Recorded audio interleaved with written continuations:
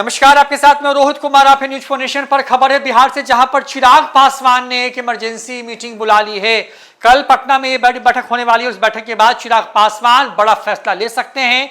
कई तरह की खबरें हवा में तैर रही हैं या तैराई जा रही हैं। इस तरह की बातें हो रही हैं कि चिराग पासवान जो हैं वो संपर्क में कुछ और दलों के साथ हैं, जिसमें प्रशांत किशोर है। इस तरह की बातें हो रही हैं। न्यूज फॉर नेशन इन तरह के दावों की पुष्टि नहीं करता, लेकिन कई मीडिया रिपोर्ट्स में इस तरह की खबरों की चर्चा हो रही है।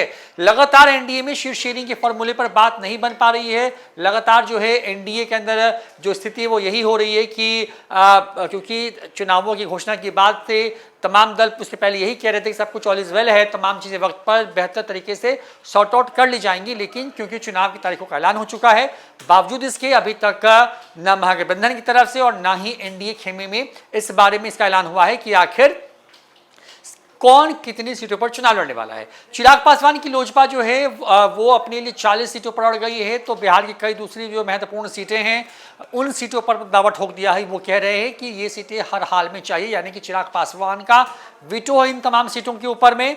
तो ऐसे में एक तरफ लगातार एनडीए में खास करके बीजेपी और जदयू जो है मान मनोवल कर रही है, चाहे वो जीतन राम मांझी के हिंदुस्तानी अवाम मोर्चा हो, आरएलएम उपेंद्र कुशवाहा की पार्टी हो, या फिर चिराग पासवान की लोजपा रामविलास हो। क्योंकि तमाम लोगों से बात की जा रही है, कोशिश ये है कि तमाम लोग मान जाएं, और सब अगर मान गए तो उसके बाद जो है ऐलान हो जाएगा कि आखिर कौन कौन कितनी सीटों पर चुनाव लड़ेगा। लेकिन पेंच फंसा हुआ है जो डिमांड्स हैं उसको लेकर के, क्योंकि चिराग 40 चाहते हैं, मांझी जो है वो अपने लिए जो है 15 कम से कम मांग रहे हैं। लेकिन जो उन लोगों के लिए फिगर रखा गया है उसमें से 24 से 26 से चिराग के लिए और 6 से 8 जो है मांझी के लिए सीटें रखी गई हैं, ऐसी खबरें भी आती रही। ऐसे में चिराग पासवान ने एक आपात बैठक बुलाई है। तमाम पार्टी के बड़े नेताओं को इस मीटिंग में शामिल होने के लिए कह दिया गया है। तमाम लोगों को फ़ोन कर दिए गए हैं।